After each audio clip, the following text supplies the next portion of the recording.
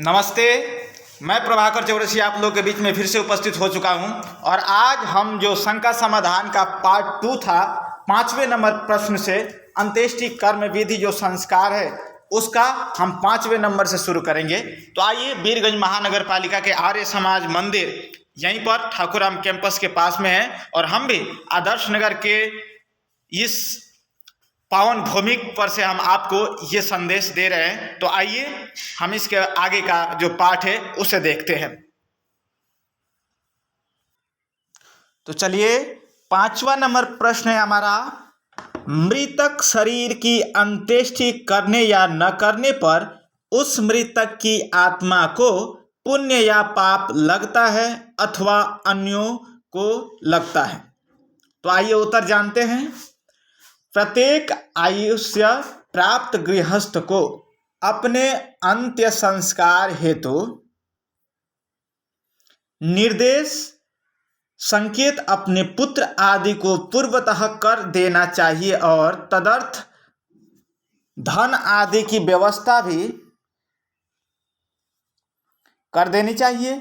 जो गृहस्थ दुर्व्यसन आदि में ग्रस्त होकर अथवा निरुद्यमी होकर अपनी अंत्येष्टि के लिए आवश्यक धन अथवा द्रव्य अपने पीछे नहीं छोड़ता, वह पाप का भागी होता है, क्योंकि अंत्येष्टि न होने की स्थिति में उस शरीर से लोक हानि होने का मूल निमित्त वही ठहरता है। यदि गृहस्थ ने पर्याप्त धन द्रव्यादि अपने पीछे छोड़े हैं अथवा पुत्र आदि का यथावत पालन किया है, तो उस अवस्था में उसकी अंत्येष्टि न होने पर वह मृतक आत्मा पाप भागी नहीं होता, अपितु उसकी अंत्येष्टि न करने वाले पुत्र आदि पारिवारिक जन अथवा उत्तराधिकारी जन पाप के भागी बनते हैं। किंतु ब्रह्मचारी, सन्यासी आदि जन तो वस्तुतः संग्रही नहीं है, उनकी अंत्येष्टि न होने पर उन्हें पाप नहीं होता। ऐसे विरक्त निसंग्रही जनों तथा सर्वथा अनाथ निसहाय लोगों की अंत्येष्टि समीपस्थ जनों को मिलकर कर देनी चाहिए, अन्यथा वे दोष भागी होते हैं। दुर्घटना आदि में मृत किंतु न पहचाने गए व्यक्तियों की अंत्येष्टि करने का दायित्व मुख्यतः राज्य शासन पर है अथवा संबद्ध कारखानों या विभागों पर है। ऐसा न करने पर वे पाप भागी होंगे। प्रश्न नंबर 6 में आता है शंका समाधान में आपके, क्या मृत्यु समय में तथा मृत्यु परांत गीता पाठ आदि करना चाहिए? प्रश्न का उत्तर है, मृत्यु समय का सही पूर्वाभास हो जाए और मरणासन्न व्यक्ति की श्रवण शक्ति काम कर रही हो तो शरीर की अनित्यता, आत्मा की नित्यता और ईश्वरीय नियमों की अटलता विषयक वेद मंत्रों, श्लोकों और भजनों का पाठ करना लाभप्रद है। इससे म्रियमाण व्यक्ति के मानस पर उत्तम संस्कार पड़ते हैं और उसे शरीर त्याग करते समय भौतिक मोह कम सताता है। किंतु प्राण निकल जाने के बाद मृतक शरीर के पास पाठ करने का कोई औचित्य नहीं है। हाँ, पृथक कमरे या बरामदे में आदि में बैठकर शव यात्रा की तैयारी तक पाठ कर सकते हैं। यह शोकातुर पारिवारिक जनों के शोक निवारण में थोड़ा सहायक हो सकता है। तो आप लोगों को हमारा चैनल कैसा लगता है? इस चैनल को आप सब्सक्राइब जरूर करें। मैं प्रभाकर चौरसिया आप लोगों के बीच में हमेशा ऐसे ऐसे प्रश्नों को बीच में प्रस्तुत करता रहूँगा। आइए हम 7वें प्रश्न पे आएंगे। मृत्यु होने के पश्चात अंत्येष्टि संस्कार करने में 1 प्रहर 3 घंटे का विलंब क्यों किया जाता है? कई बार भूल से तीव्र मूर्छा, गहरी बेहोशी को भी मृत्यु समझ लिया जाता है। अतः एक प्रकार का अंतराल रखने से उस बेहोशी के दूर होने की स्थिति में एक भारी दुर्घटना से बचा जा सकता है। इस बीच अनुभवी व्यक्तियों अथवा उत्तम चिकित्सक की सलाह भी ली जा सकती है। कभी कभी प्राणों के मस्तिष्क में चढ़ जाने से भी नाड़ी तथा हृदय गति बंद हो जाती है और उस व्यक्ति को मृत समझ लिया जाता है। अतः इस विषय में जल्दबाजी से बचने के लिए इस प्रकार विलंब करना और उस बीच परीक्षा कर लेना अच्छा है। 8वां प्रश्न, मृत्यु समय समीप प्रतीत होने पर क्या उस व्यक्ति को नीचे भूमि पर ले लेना चाहिए? उत्तर, खाट पलंग आदि की पीछे शुद्धि करना कठिन हो तो व्यक्ति को समभूमि पर चटाई या दरी आदि पर लिटा देना उचित है, किंतु यदि भूमि पर कीट जंतु आदि का भय हो तो लकड़ी आदि के तख्त पर दरी आदि बिछाकर लिटाना अधिक उचित है।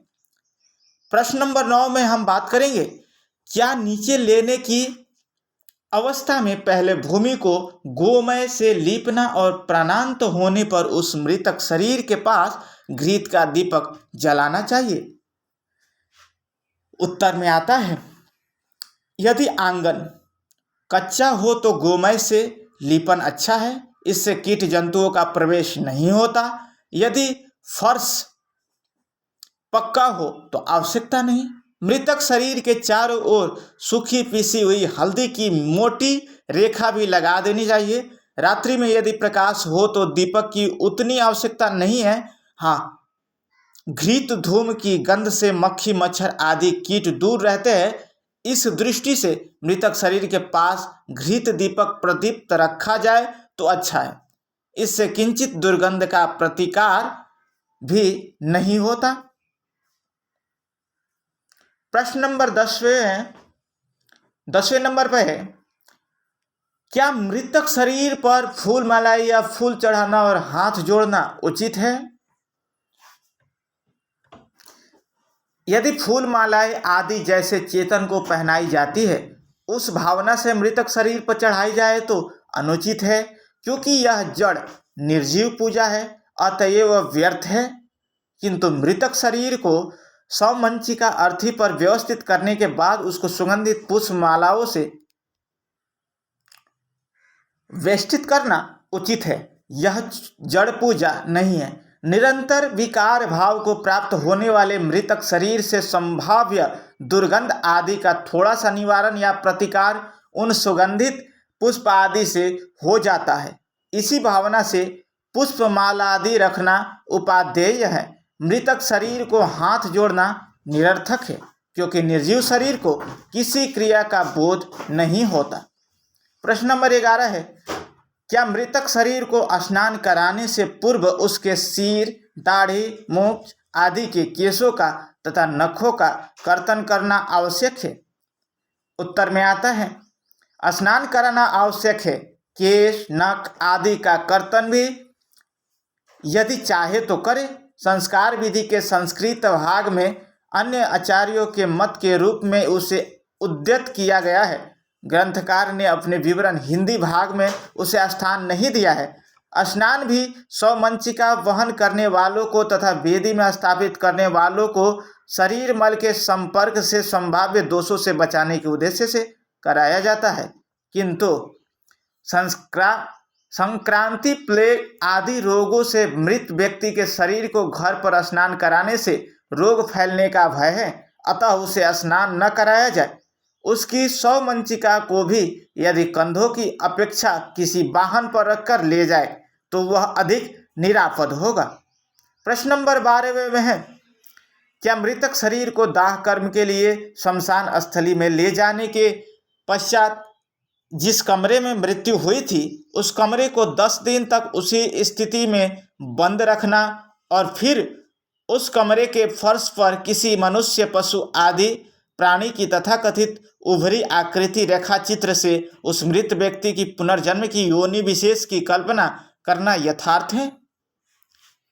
उत्तर में, यह सब भ्रांतिपूर्ण है। मृतक शरीर को अंत्येष्टि के लिए उठा ले जाने के पश्चात उस कमरे को अवश्य अच्छी प्रकार से धो पोंछकर शुद्ध करना चाहिए, अथवा होम के पश्चात हवन कुंड रखना चाहिए। उस सुने कमरे के फर्श पर किसी आकृति का बनाना नीरा भ्रम है।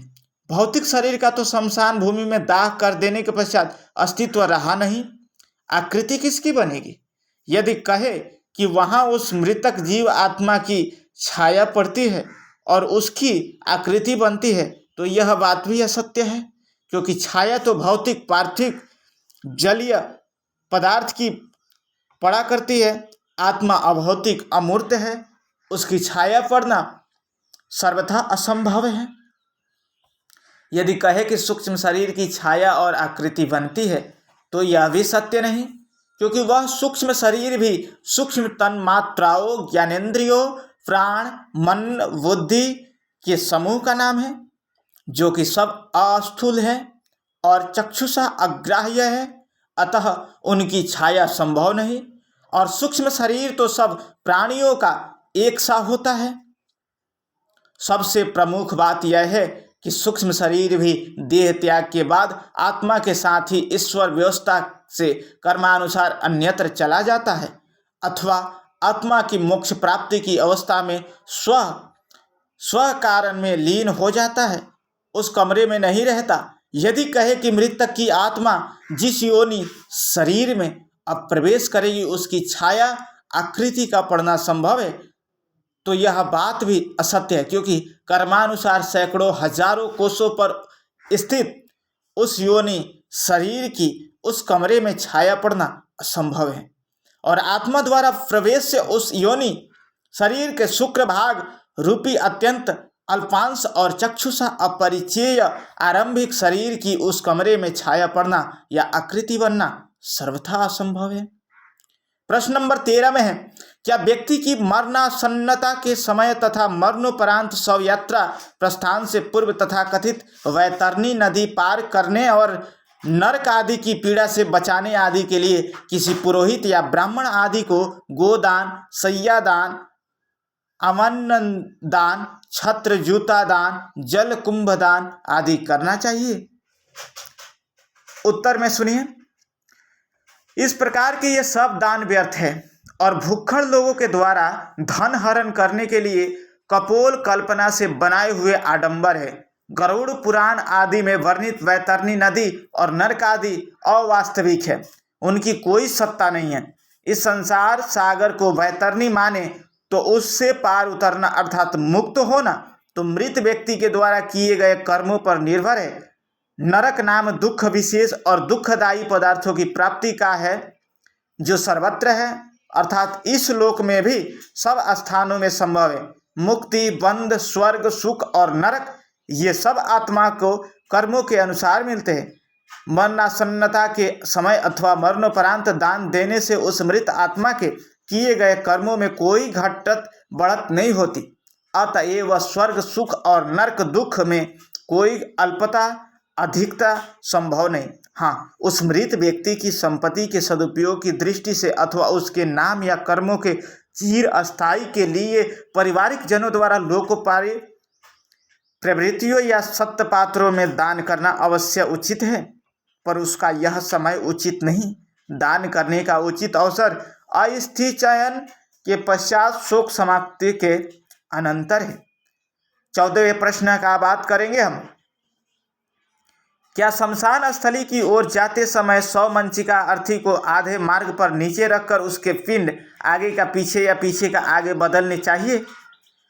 उत्तर में आता है, मृतक शरीर के साथ पिंड आटे की लोइया रखना ही व्यर्थ है। उस पिंड से मृतक शरीर या उसकी आत्मा को किसी प्रकार का कोई लाभ होना संभव नहीं है।